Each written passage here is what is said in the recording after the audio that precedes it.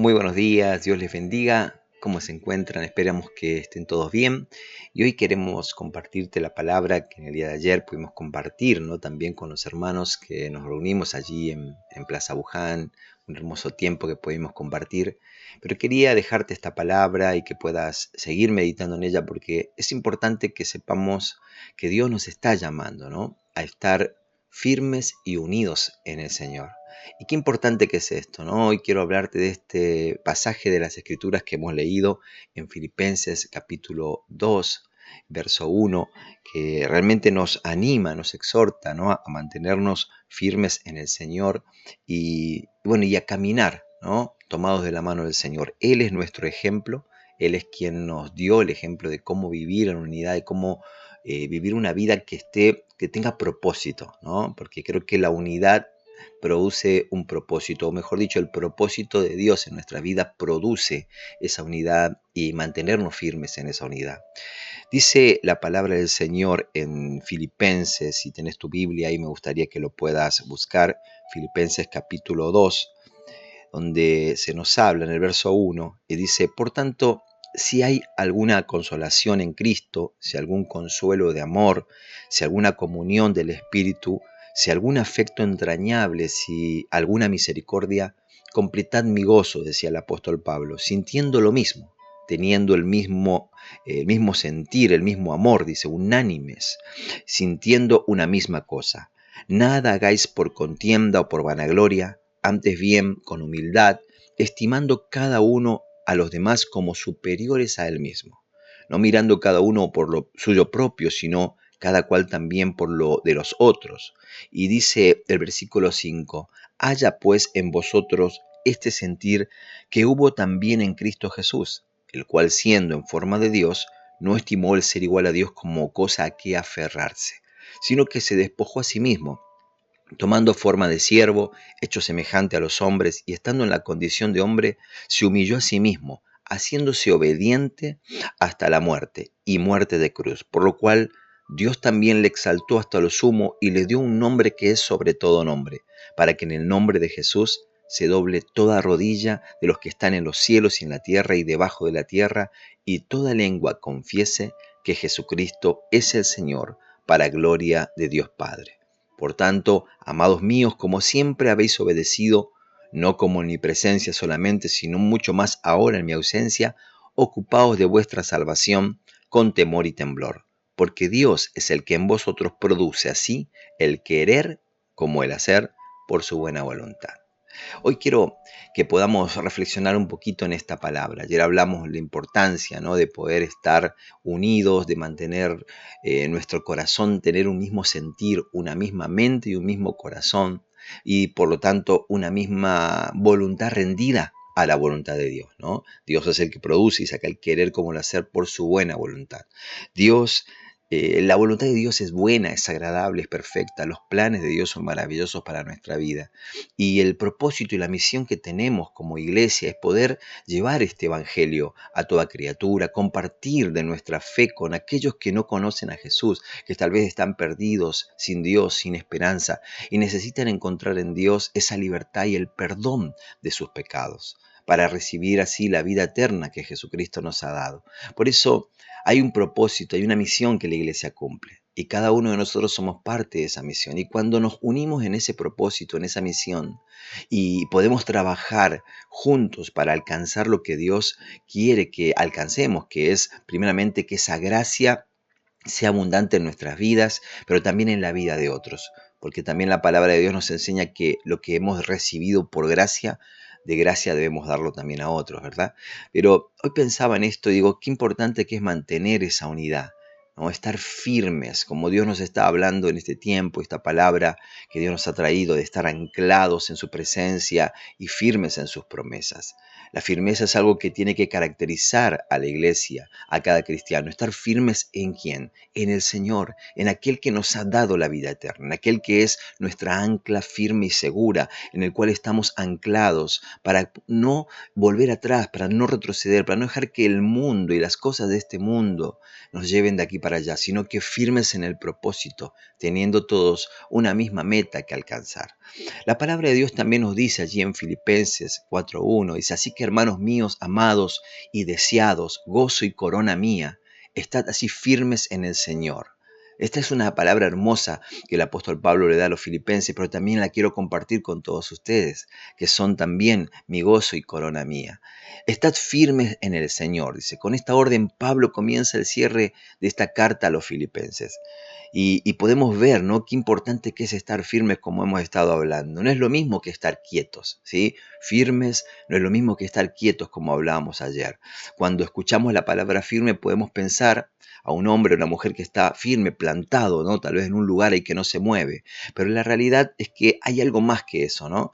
El Señor dice en el Salmo 1, el verso 3 de la Nueva Traducción Viviente, dice, son como árboles plantados a la orilla de un río, que siempre dan fruto en su tiempo, dice. Sus hojas nunca se marchitan y prosperan en todo lo que hacen. Qué lindo es esto, ver que no es que estamos quietos e improductivos, sino que hay algo que está pasando, ¿no? Algo se está produciendo en nuestra vida, aún estando quietos, plantados en un lugar.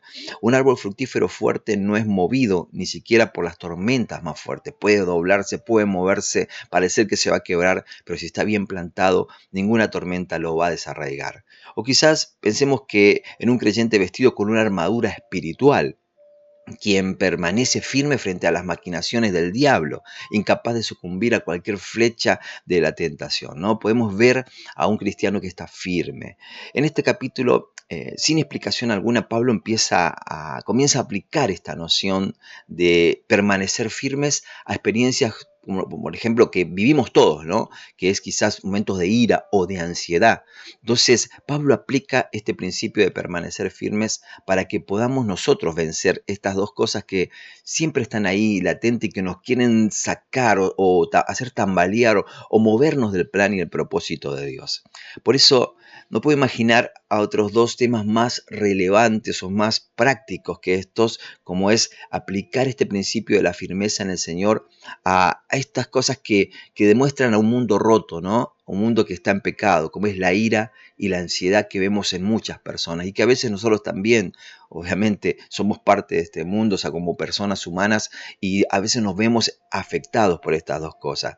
La ira y la ansiedad han prevalecido y aún dentro de las iglesias. Por eso Pablo no se anda con rodeos, ¿no? Él enfrenta estos problemas y revelando cómo permanecer firmes en el Señor contra la ira y la ansiedad. Todos nosotros tenemos un mismo objetivo o meta, ¿no?, que alcanzar, y es estar firme en el Señor, ¿no? Esto precede a cualquier otra cosa, es nuestra relación más importante. De hecho, no es la primera vez que Pablo menciona este principio crucial. Lo vemos como estamos leyendo esta carta de Filipenses, les recomiendo a todos que la lean completamente, es llamada la carta del gozo, ¿no?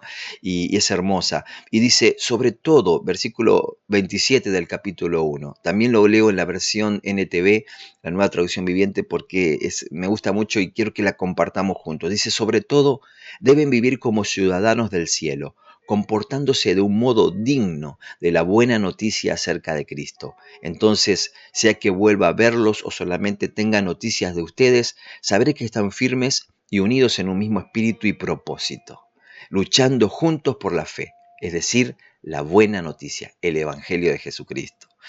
Firmes y unidos, decía Pablo, firmes y unidos. ¿Quieres saber por qué a veces tus relaciones o mis relaciones no funcionan? Tendríamos que preguntarnos qué tan firmes estamos en el Señor, ¿no? Porque la firmeza en el Señor es lo que hace que nosotros podamos tener buenas relaciones también con los demás. Este es un concepto fundamental para Pablo. Estar firmes incluye seguir los mandamientos de Dios, creer en su palabra y abrazar sus prioridades, ¿no? Amar a su pueblo y seguir su ejemplo. Le vuelvo a repetir eso. Estar firme incluye estas cosas: guardar los mandamientos del Señor, creer en su palabra, abrazar las prioridades, poner a Dios primero en nuestras vidas, amar al pueblo de Dios, amar a la iglesia, amar a nuestros hermanos y seguir el ejemplo que Jesús nos dio de vida. Por eso es importante. Los creyentes que verdaderamente estamos comprometidos con permanecer firmes en el Señor, tenemos menos dificultad cuando se trata de relacionarnos con otros creyentes. Como podemos leer ahí en Filipenses 1, ¿no? Estamos unidos en un mismo espíritu. tenemos el mismo espíritu, el mismo sentir y por eso es más fácil relacionarnos. Los que permanecen firmes en el Señor tienen a Cristo como ese elemento clave, ¿no?, que nos une. Cristo es el que nos une a todos. ¿Por qué? Porque entendemos el panorama general y global. El plan global de Dios es que seamos una iglesia que afecte y cambie, ¿no?, la realidad de muchas personas, que llevemos este mensaje del Evangelio a muchas personas. Jesús dijo que iban a conocer que somos sus discípulos cuando nos amemos unos a otros. Entonces, qué importante es tener este panorama, este plan global de Dios, ¿no?, bien en claro en nuestra mente para que, permaneciendo firmes en el Señor, podamos alcanzar la meta y el objetivo que tenemos todos y el propósito de Dios se cumpla en cada uno de nosotros, ¿no? El Evangelio se vuelve el terreno común, es donde estamos, es decir, esta es la causa por la cual nosotros estamos juntos, firmes y unidos, y el mismo sentir es poder llevar este Evangelio de Jesucristo a toda criatura y cumplir así la gran comisión. Si creamos relaciones en ese terreno y las relaciones van a tener un fundamento firme, ¿no? Vamos a estar firmes en ese terreno, en ese plano donde Dios quiere que nosotros vivamos en unidad y en firmeza. También allí leemos en Filipenses 4:1, donde Pablo dice: por lo tanto, mis amados hermanos, manténganse fieles al Señor. Dice, ¿no? También en la versión NTV, los amo y anhelo verlos, decía Pablo. Mis queridos amigos, porque ustedes son mi alegría y la corona que recibo por mi trabajo. ¿No? En la nueva versión de las Américas dice: así que, hermanos míos, amados y añorados, gozo y corona mía, estad así, firmes en el Señor, amados. ¿No? Y esa palabrita, ¿no?, dice así firmes, así como nos preguntaríamos, ¿no? Y podemos leer allí en el versículo 4, versículo 2 del capítulo 4, dice: ahora les ruego a Evodia y a Síntique, dado que pertenecen al Señor, dice la traducción viviente, que arreglen su desacuerdo, ¿no? Y qué importante esto. Pablo tenía en mente a Evodia y a Síntique, dos mujeres en la iglesia de Filipos que tenían un conflicto sin resolver, ¿no?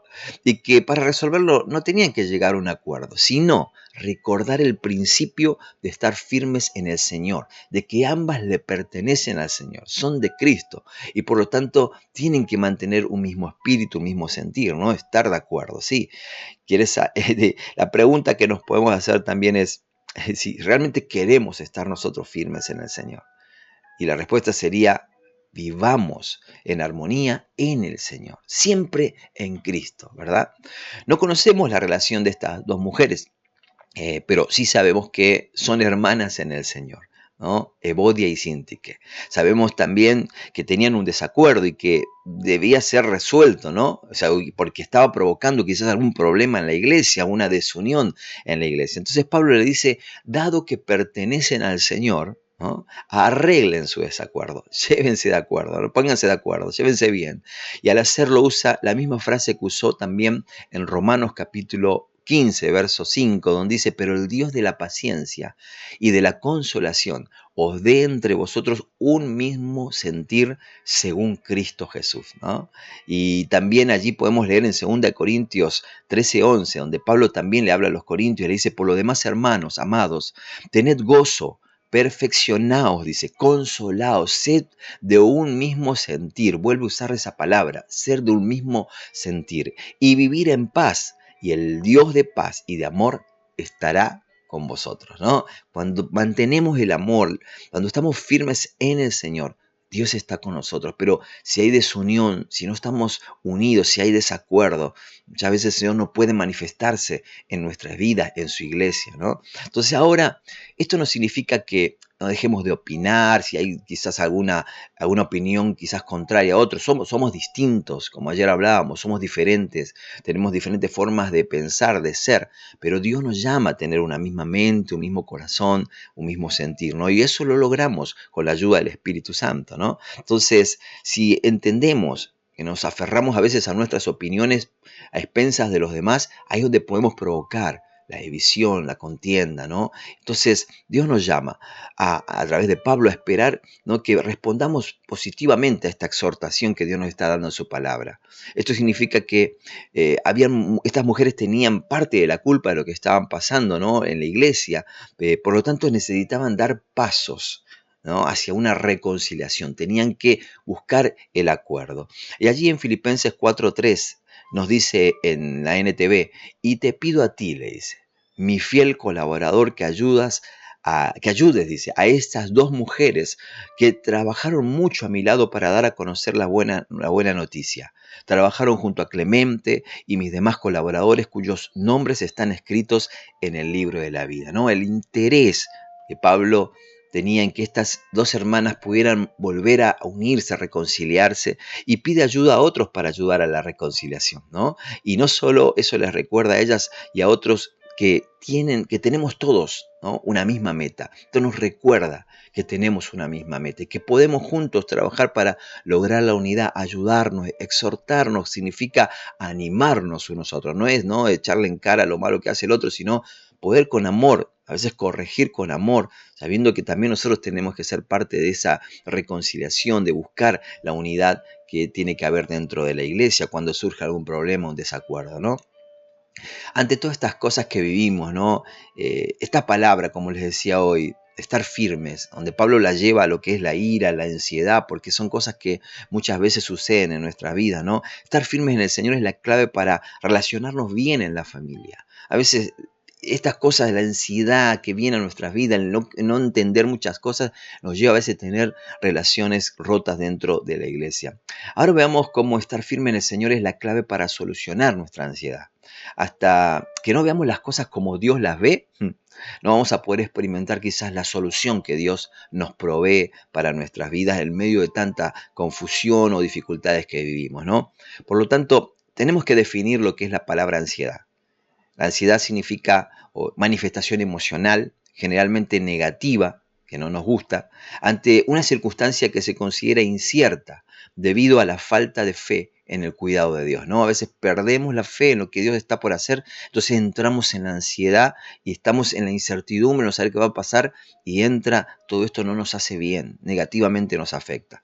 La Biblia no presenta la ansiedad como un problema en sí, ¿no?, sino que como una oportunidad para esperar, ¿no?, en nuestro Dios Todopoderoso. Y eso me encantó, saber que cada oportunidad, que cada momento que se ansia es una oportunidad para ver a Dios obrar. Tenemos que poner nuestra confianza en Dios, ¿no? Dios puede permitirnos atravesar una situación angustiante para invitarnos a arrepentirnos de corazón, ¿no?, y ir a Él y poder disfrutar de su victoria sobre el pecado. Si Jesús venció el pecado y la muerte, ¿cómo Él no va a vencer cualquier problema, circunstancia difícil que pueda venir a nuestra vida? Creo que hemos llegado a un punto como sociedad donde tal vez la ansiedad, la preocupación, ¿no?, se ha vuelto como una epidemia, ¿no? Todo el mundo habla de los ataques de pánico, de ansiedad, y parece que es como una enfermedad que ha afectado a nuestra sociedad. Lo raro es que muchos tratan la ansiedad como algo de su identidad, ¿no? Como que ya lo asumen como es parte de su vida, como algo que están condenados a vivir en esa situación. Pero, y a veces buscan la forma de conformarse a esa forma de vida, ¿no? Pero Dios nos llama a que podamos mirar lo que dice su palabra, ¿no? Esta situación de ansiedad, muchos se vuelve una relación tóxica y destructiva, ¿no? Porque afecta a la familia, afecta a las relaciones dentro de la iglesia, ¿no? Pero el primer resultado que viene cuando viene la ansiedad es perder el gozo, ¿no? La gente deja de gozarse quizás en cosas sencillas como el poder respirar cada mañana, ¿no? Y estamos ahí, a veces la ansiedad es como es que te ahoga, no te deja respirar. Y eso es lo que pasa en la gente, ¿no? Por eso necesitamos volver a Dios, volver a su palabra. La ansiedad es, por lo que tenemos que llamar a la ansiedad por lo que es realmente, ¿no? Y tenemos que decirlo y hablarlo, porque estas cosas también producen la desunión y hace que las personas no permanezcan firmes en la palabra, ¿no? Vivimos en ese reino del reino del hubiera hecho esto, hubiera hecho aquello, ¿no? Y parece que ya se acabaron todas las oportunidades. Pero Dios siempre nos da oportunidades para poder ver cosas asombrosas que Él quiere hacer en nuestra vida, ¿no?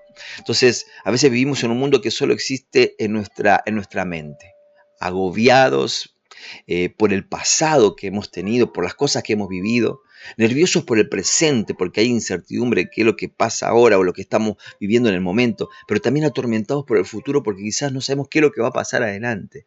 Y esa es la forma a veces que la gente vive en el mundo sin Dios. Pero ese estado mental, emocional y aún espiritual no puede ser saludable para nosotros como iglesia. Entonces, tenemos que entender esto. Mire, no nos sorprende que Jesús en el Sermón del Monte, allí en Mateo capítulo 6, del verso 25 al 34, él usa en cinco veces ese famoso pasaje que aparece en el término griego de merinao. Merinao es la palabra griega, que habla de afanarse, de sentir ansiedad, ¿no? Usa cinco pasajes, yo quiero leértelos. Allí en Mateo 6:25 dice: por eso les digo que no se preocupen por la vida diaria. La versión de la NTV se la estoy leyendo y dice: por eso les digo que no se preocupen por la vida diaria, si tendrán suficiente alimento, bebida o suficiente ropa para vestirse. ¿Acaso no es la vida más que la comida y el cuerpo más que la ropa? Él usa esa palabra, merinao, ¿no? ¿Por qué se preocupan? No se preocupen, no se afanen, no sientan, ¿no?, ansiedad. Y el verso 27 dice: ¿acaso con todas sus preocupaciones pueden añadir un solo momento a su vida? En el verso 28, ¿y por qué preocuparse por la ropa? Miren cómo crecen los lirios del campo. No trabajan ni cosen su ropa. Y el versículo 31 dice: así que no se preocupen por todo eso, diciendo qué comeremos, qué beberemos o qué ropa nos pondremos. Y el verso 34 dice: así que no se preocupen por el mañana, porque el día de mañana traerá sus propias preocupaciones. Los problemas del día de hoy son suficientes para hoy. Me gusta esta expresión, no son suficientes, ¿no? A veces uno se preocupa de tal manera y entramos en una ansiedad que no nos deja vivir. No podemos vivir ni el presente ni esperar en cosas buenas del futuro, porque estamos atados a un pasado, quizás a las cosas malas que vivimos en el pasado, y pensamos que en este presente pueden suceder de nuevo o en el futuro. Entonces, esas preocupaciones no nos dejan vivir. Aquellos que se preocupan incesantemente descubren que toda su vida está desequilibrada. Se encuentran al borde del colapso. Para combatir esta trayectoria de vida, ¿no?, peligrosa, Pablo busca enfocarnos nuevamente. Entonces él nos habla allí en el verso 4 de Filipenses, capítulo 4, verso 4, dice: estén siempre llenos de alegría en el Señor. Lo repito, alégrense. La versión de la Reina Valera dice: otra vez les digo, no, regocijaos en el Señor siempre. Otra vez les digo, regocijaos, ¿no? Alégrense. No es de sorprender que Pablo vuelva al tema principal de esta carta a los filipenses, que es el gozo, ¿no? Si queremos combatir o discutir el tema de la amenaza de la ansiedad, debemos primero ponernos los lentes del gozo que tenemos por estar en el Señor. ¿No? Estar en el Señor. Necesitamos entender esto. El verso 5 del capítulo 4 dice: que todo el mundo vea que son considerados en todo lo que hacen, ¿no? Que son gentiles, que están siempre dispuestos a ayudar a otros, ¿no? Recuerden que el Señor viene pronto. Como diciéndole Pablo: vivan una vida realmente que honra al Señor, demuestren que son hijos de Dios, vivan amablemente, gentilmente con la gente, ayudando a otros, sean considerados, ¿no? Porque si siempre estamos pensando en nosotros mismos, ahí donde a veces surgen estos problemas, las divisiones, las contiendas, cuando no consideramos a los demás. Y Pablo dice: sean considerados, que dejen que el mundo vea que son considerados, ¿no? Que podemos ayudar a otros. Debemos dejar brillar nuestra gentileza, ¿no? En nuestras palabras, en nuestras actitudes y sobre todo en nuestras acciones, ¿no? Hacer eso va a tener un resultado transformador en nuestra mente y en nuestro corazón. La idea aquí es tener un temperamento tranquilo. A veces la ansiedad nos alborota los temperamentos, ¿no? Y entramos quizás en la ira, en el enojo, en la ansiedad, en la preocupación. En vez de preocuparnos por todo, tenemos que aprender a relajarnos, ¿sí? Y no estoy hablando de esa relajación natural, estar relajados espiritualmente, o sea, confiados, podemos decir, ¿no? Dejar ir las cosas, sobre todo las insignificantes, aquellas cosas que te pueden afectar, ¿no? Pero que a veces son pequeñas, que uno a veces hace problema por todo, pero no debiera ser así. Y aceptar las diferencias. Somos diferentes, pero tenemos una misma meta, un mismo objetivo, un mismo propósito, ¿no? Esta es una de las maneras más eficientes también de reducir la ansiedad. Segundo, debemos recordar que el Señor vuelve pronto, decía Pablo, ¿no? El Señor viene pronto, está cerca. El hecho de saber y creer que Cristo puede llegar a este mundo en cualquier momento para llevarnos a vivir una eternidad con Él, debería cambiar la perspectiva de las cosas que nos preocupan y nos debería llenar de esperanza y paz, ¿no? esperanza y paz que la necesitamos tanto. Pablo nos dice en su carta a los tesalonicenses, la primera carta a los tesalonicenses, el capítulo 4, versos 16 y 17. Pues el Señor mismo descenderá del cielo con un grito de mando, con voz de arcángel y con el llamado de trompeta de Dios. Primero los cristianos, dice, que hayan muerto se levantarán de sus tumbas. Luego junto con ellos nosotros los que aún sigamos vivos sobre la tierra seremos arrebatados en las nubes para encontrarnos con el Señor en el aire. Entonces estaremos con el Señor para siempre. Así que anímense unos a otros con estas palabras, decía Pablo a los tesalonicenses. Y estas palabras son para nosotros también, amados hermanos y hermanas. Filipenses 4:6 sigue diciendo, no se preocupen por nada, en cambio oren por todo, díganle a Dios lo que necesitan y denle gracias por todo lo que Él ha hecho, ¿no? Denle gracias a Dios por todo lo que Él ha hecho. Otro antídoto para la ansiedad es llevar nuestras preocupaciones a Dios en oración. En lugar de estar tensos, ¿no? Estar preocupados, debemos llevar todo, dice, todo al Señor en oración y con acción de gracias, ¿no? La gratitud precede al milagro, precede a las obras maravillosas que Dios va a hacer. Entonces, llevemos todo a Dios en oración, ¿no? Oren por todo, decía Pablo. Significa todo. Todo, por todo. Esa es la llave, ¿no? No te preocupes por nada, ora por todo. ¿Te sientes solo? Ora. ¿Te sientes deprimido? Ora. ¿Te sientes preocupado? Ora. ¿Tienes miedo? Ora. ¿Sientes tal vez atormentado por tu pasado? Ora. Lleva todo a Dios en oración. Cuando tú haces eso, gozarte en el Señor, mostrar tu gentileza, ¿no? Que eres una persona que está dispuesta a esperar con ansias el regreso de Cristo y buscas a Dios en oración, entonces el Espíritu de Dios obrará de forma increíble. Dios hará cosas asombrosas a favor tuyo. Filipenses 4:7 dice, así que experimentarán, dice, si nosotros llevamos todo en oración y confiamos en el Señor, dice, así experimentarán la paz de Dios que supera todo lo que podemos entender. La paz de Dios cuidará su corazón y su mente mientras vivan en Cristo Jesús, ¿no? Y esta paz de la cual Pablo habla, ¿no? La palabra que se usaba en aquel entonces era en el hebreo shalom, ¿no? Y no solo se trata de una ausencia de conflicto o un estado de bienestar. Necesitamos muchas palabras para correctamente definir shalom. Podemos hablar de plenitud, armonía, prosperidad, deleite, ¿no? Shalom es el sueño de Dios para arreglar el mundo. Realmente a mí me asombró esta expresión, porque Shalom es el sueño de Dios para arreglar el mundo. Lo que Dios quiere es traer esa paz al corazón de cada persona. Y sabemos que solo la tenemos por medio de Jesucristo. Entonces, ese es nuestro propósito, llevar esta paz al corazón de la gente, pero primeramente tiene que estar en nuestro corazón. Tenemos que experimentar esa paz de Dios que guarda nuestra mente y nuestro corazón para mantenernos firmes y unidos, ¿no? En ese mismo sentir, una misma mente, un mismo corazón, un mismo sentir, esa firmeza y estar unidos a Cristo para también manifestar la unidad entre nosotros, ¿no? Que tenemos que estar unidos en Cristo Jesús. Sé que aquí puede haber alguien que está orando, que pueda estar orando y que aún esté sintiendo esa ansiedad por algunas cosas que está viviendo. Lo único que puedo decirte en este momento es, como decía Pablo, sigue firme y recuerda que no estás solo, que el Señor está contigo, que el Señor está a tu lado.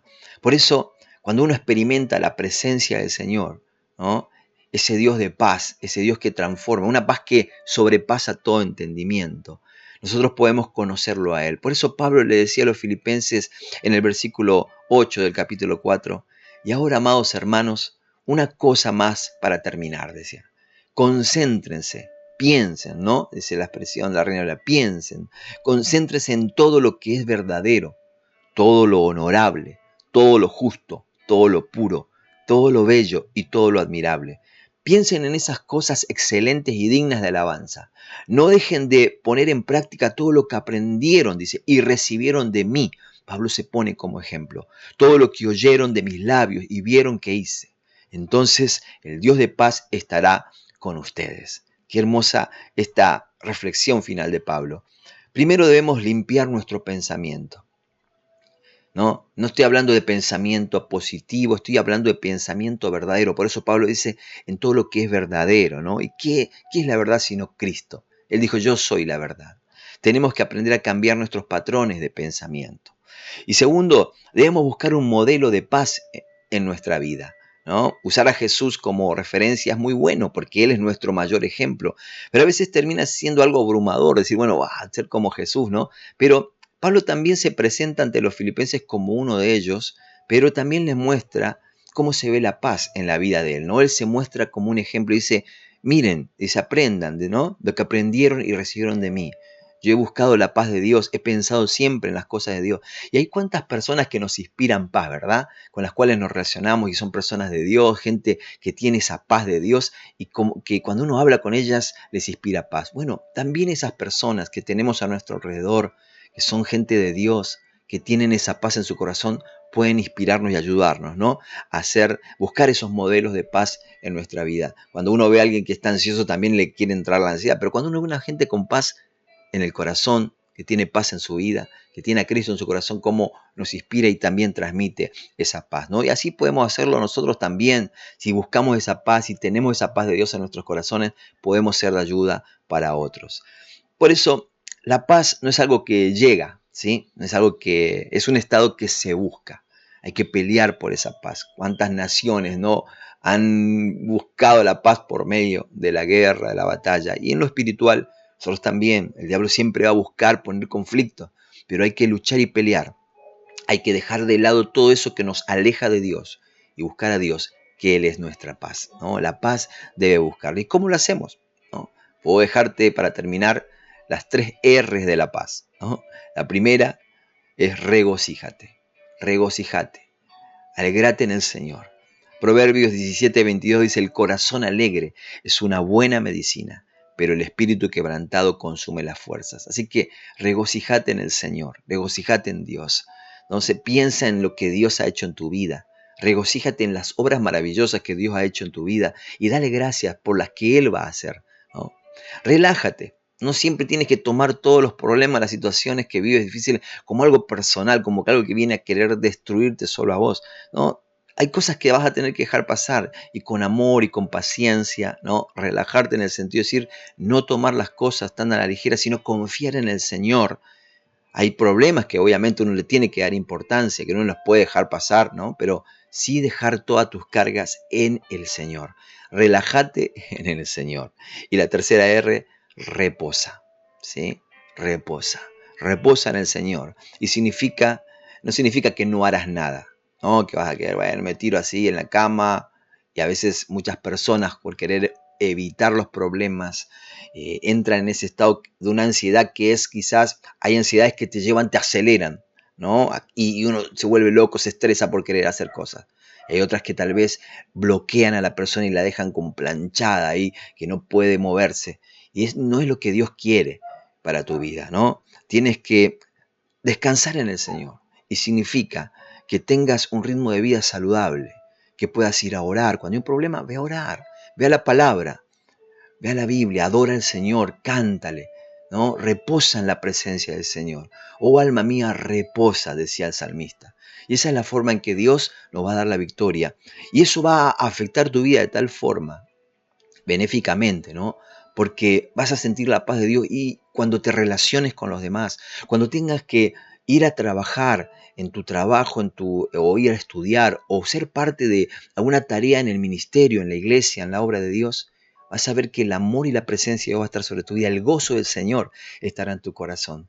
Y el mismo sentir, la misma mente y el mismo corazón se va a ver reflejado en la vida, en tu vida y en la vida de quienes trabajan y sirven a tu lado en la obra del Señor. Y de esa forma estaremos firmes y unidos en el Señor. Cuando nosotros podemos practicar estos principios que hemos aprendido, ¿no? Estas prácticas se vuelven patrones en nuestra vida. A veces tenemos patrones negativos, pero cuando tenemos patrones de bendición que se van generando por la práctica, por el cada día, llevar a cabo la palabra, poner en práctica lo que aprendemos, esto trae bendición. Entonces, la promesa de la paz que sobrepasa todo entendimiento va a guardar nuestros corazones y nuestras mentes en Cristo Jesús. Padre, Yo te doy gracias por compartir esta palabra con mis hermanos y hermanas. Y así como tú nos llamas a través de tu palabra a permanecer firmes y unidos, este llamado viene para nosotros hoy. Queremos poner nuestras vidas en tus manos, pensar en ti que eres nuestra paz y unirnos en un mismo sentir con todos aquellos que te aman, Señor. Yo te ruego en esta mañana, en esta hora, en este momento, donde mis amados amigos y hermanos y hermanas están escuchando esta palabra, que reciban esa paz, que reciban ese gozo, que tengan, Señor, ese mismo sentir, ese mismo corazón y esa misma mente, para que podamos así glorificar tu nombre, sabiendo que tú estás con nosotros y que tú vienes pronto a buscarnos. Gracias por esta palabra, Señor, firmes y unidos en ti, Jesús. En tu nombre oramos. Amén. Amén. Que Dios te bendiga y recuerda, estamos firmes y unidos en el Señor. Dios te bendiga.